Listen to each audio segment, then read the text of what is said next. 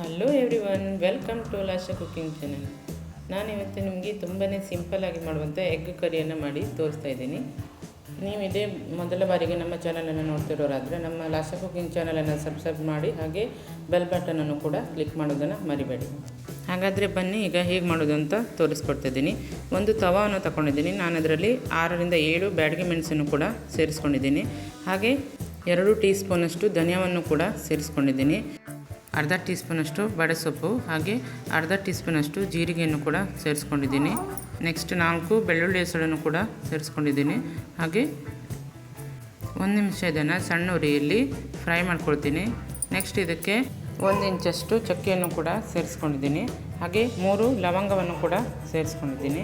ಇದಾದ ನಂತರ 1 ಸ್ಪೂನಷ್ಟು ಎಣ್ಣೆಯನ್ನು ಸೇರಿಸ್ಕೊಂಡು 1 ಚಿಕ್ಕ ಈರುಳ್ಳಿಯನ್ನು ಕೂಡ ಕಟ್ ಮಾಡಿ ಸೇರಿಸ್ಕೊಂಡಿದ್ದೀನಿ. ಹಾಗೆ ಅರ್ಧ ಶುಂಠಿಯನ್ನು ಕೂಡ ಕಟ್ ಮಾಡಿ ಸೇರಿಸ್ಕೊಂಡು ಈ ರೀತಿಯಾಗಿ ಚೆನ್ನಾಗಿ 1-2 ನಿಮಿಷ ಫ್ರೈ ಮಾಡ್ಕೊಳ್ತೀನಿ.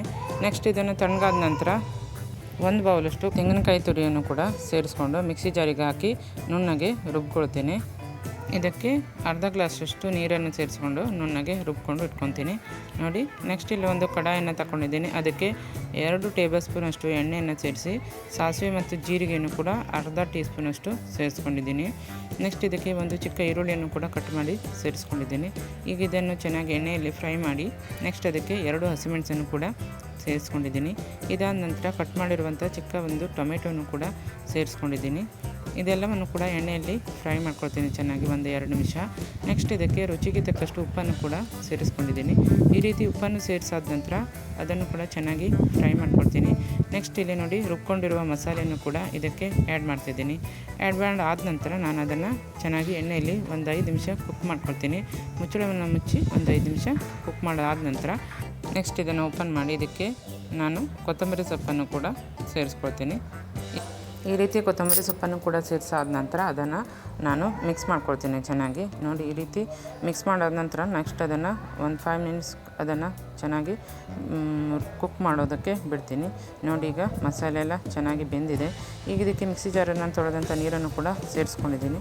ನೆಕ್ಸ್ಟ್ ಇಲ್ಲಿ ನಾನು 8 ಮೊಟ್ಟೆಯನ್ನು ಕೂಡ ಸಪ್ರೇಟಾಗಿ 1 ಕಪ್ಪಲ್ಲಿ ಒಡೆದ್ಬಿಟ್ಟು ಸೇರಿಸ್ಕೊಳ್ತೀನಿ. ನೀವು ಡೈರೆಕ್ಟಾಗಿ ಒಡೆದಾಕಿದ್ರೆ ಅದು ಅಷ್ಟು ಚೆನ್ನಾಗಿ ಆಗೋಲ್ಲ. ಕಪ್ಪಲ್ಲಿ ನೀವು ಒಡೆದು ಅದನ್ನು ಸೇರಿಸ್ಕೊಂಡ್ರೆ ತುಂಬಾ ಚೆನ್ನಾಗಿರುತ್ತೆ. ನೋಡಿ, ಈಗ ಸೈಡಲ್ಲಿ ಒಂದೊಂದಾಗಿ ಇಡ್ತಾ ಹೋಗಬೇಕು. ಒಂದರ ಮೇಲೆ ಒಂದು ಹಾಕ್ತಾ ಹೋಗಬಾರ್ದು. ಸೈಡಲ್ಲಿ ಒಂದರ ಪಕ್ಕ ಒಂದು ಇನ್ನೊಂದನ್ನು ಹಾಕ್ತಾ ಹೋಗಬೇಕು. ಈ ರೀತಿಯಾಗಿ ಎಲ್ಲವನ್ನು ಸೇರಿಸ್ಕೊಳ್ತೀನಿ ನಾನು. ನೋಡಿ, ಟೋಟಲಾಗಿ ನಾನು 8 ಮೊಟ್ಟೆಯನ್ನು ಹಾಕಿದ್ದೇನೆ ಇದಕ್ಕೆ. ನೆಕ್ಸ್ಟ್ ಎಲ್ಲ ಮೊಟ್ಟೆಯನ್ನು ಸೇರಿಸ್ಕೊಂಡಾದ ನಂತರ ನಾನು ಅದನ್ನು ಇನ್ನೊಂದು ಸಾರಿ ಕುಕ್ ಮಾಡ್ಕೊಳ್ತೇನೆ. ಸಣ್ಣ ಉರಿಯಲ್ಲಿ ನೀವು ಕುಕ್ ಮಾಡ್ಕೊಳ್ಬೇಕು. ದೊಡ್ಡ ಉರಿಯಲ್ಲಿ ನೀವು ಕುಕ್ ಮಾಡಲಿಕ್ಕೆ ಹೋದರೆ ಅದೆಲ್ಲ ಸ್ಪ್ರೆಡ್ ಆಗಿಬಿಡುತ್ತೆ. ನಿಮಗೆ ಗಟ್ಟಿಯಾಗಿ ಮೊಟ್ಟೆ ಸಿಗೋಲ್ಲ, ಎಲ್ಲ ಚೂರಾಗಿ ಹೋಗಿಬಿಡುತ್ತೆ. ರೀತಿಯಾಗಿ ಒಂದು ಸರಿ ನಾನು ಮುಚ್ಚಳವನ್ನು ಮುಚ್ಚಿ ಸಣ್ಣ ಉರಿನಲ್ಲಿ ಅದನ್ನು ಕುದಿಯೋಕ್ಕೆ ಬಿಟ್ಟಿದೆ. ನೆಕ್ಸ್ಟ್ ಅದು ಗಟ್ಟಿಯಾದ ನಂತರ ನಾನು ಮೀಡಿಯಮ್ ಫ್ಲೇಮ್ ಮಾಡಿ ಮತ್ತೆ 1-5 ನಿಮಿಷ ಕುಕ್ ಮಾಡೋದಕ್ಕೆ ಬಿಡ್ತೀನಿ. ಈ ರೀತಿಯಾಗಿ ಚೆನ್ನಾಗಿ 5 ನಿಮಿಷ ಕುಕ್ ಮಾಡಿಕೊಂಡ್ರೆ ಸಖತ್ತಾಗಿರುವಂಥ ಮೊಟ್ಟೆ ಸಾರು ರೆಡಿಯಾಗುತ್ತೆ. ನೀವು ಕೂಡ ಮನೇಲಿ ಒಮ್ಮೆ ಟ್ರೈ ಮಾಡಿ ಅಂತ ಹೇಳ್ತಾ ನಮ್ಮ ಚಾನಲನ್ನು ನಿಮ್ಮ ಫ್ರೆಂಡ್ಸ್ ಆ್ಯಂಡ್ ಫ್ಯಾಮಿಲಿಗೆ ಶೇರ್ ಮಾಡೋದನ್ನು ಕೂಡ ಮರಿಬೇಡಿ. ಇದು ದೋಸೆ, ಅನ್ನ, ಚಪಾತಿ, ರೊಟ್ಟಿ ಎಲ್ಲದಕ್ಕೂ ಕೂಡ ತುಂಬಾ ಸೂಪರಾಗಿರುತ್ತೆ. ಧನ್ಯವಾದಗಳು.